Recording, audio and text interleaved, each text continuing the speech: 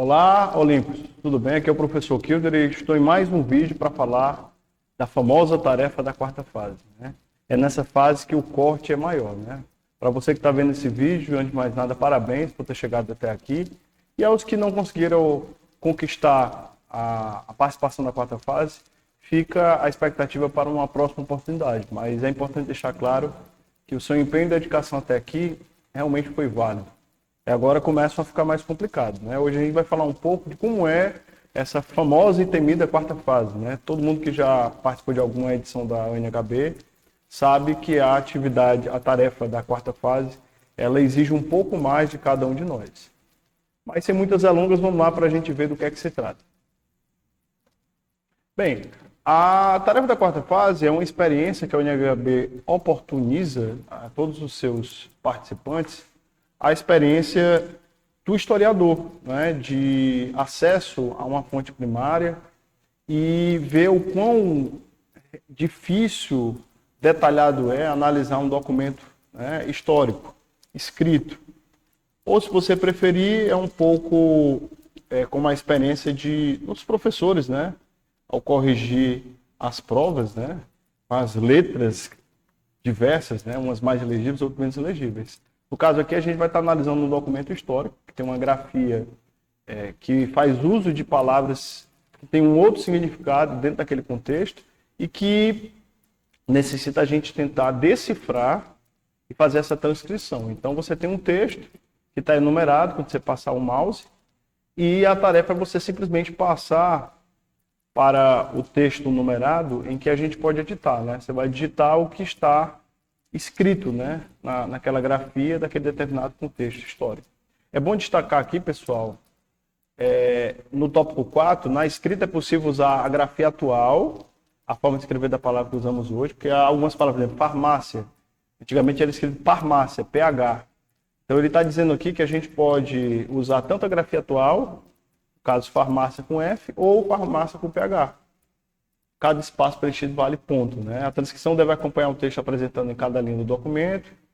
As transcrições realizadas em locais incorretos do texto não serão pontuadas. Então, deve registrar a pontuação, letra maiúscula, minúscula, principalmente as linhas que o texto se encontra. Então, deve-se colocar exatamente o que tem no texto. Pontuação, letra maiúscula e minúscula. As abreviações, se existirem, podem ser mantidas ou transcritas por extenso. Cabe à equipe escolher a forma como prefere registrá-lo. Então, ou a equipe coloca a abreviatura por extenso, dessa forma, sejam coerentes com o que está registrado no documento. Nessa edição, optou-se por não incluir na transcrição algumas partes do documento. Assim, observa atentamente aquilo que está contemplado em cada linha indicada para a transcrição. A recomendação e atenção é que o sistema não permite o envio de tarefa a menos que todos os trechos selecionados sejam transcritos, ou seja, você vai ter que transcrever todas as linhas. É necessário confirmar a transcrição depois que a sua equipe terminar a tarefa, ou seja, olhar com detalhe. É uma tarefa que exige muita atenção na palavra que está sendo transcrita e muita atenção no envio, né? Ao preenchimento do formulário com a transcrição de cada linha, a equipe deve clicar em salvar rascunho. Assim, o que foi realizado até o momento será salvo. Então, nessa tarefa, não basta só escrever, você tem que salvar em rascunho para o que foi transcrito ficar salvo. Ele não fica salvo automático em rascunho. Então, é outro detalhe importante para a equipe não se desgastar escrevendo, faltou energia, caiu na internet, você perder tudo. Então é um detalhe importante que a equipe tem que lembrar. Então, para sua segurança, o sistema desloga quando a tarefa permanece muito tempo em edição. Assim, sugerimos que a equipe salve periodicamente. Então, se você abriu de manhã, esqueceu aberto, ele vai se deslocar e, se não for salvo, vai apagar tudo. Então, é importante a equipe tomar esse cuidado. Tá? Então, vamos lá para a gente dar uma olhada. Então, aqui a gente tem um texto, ó, com essa letra cursiva, né?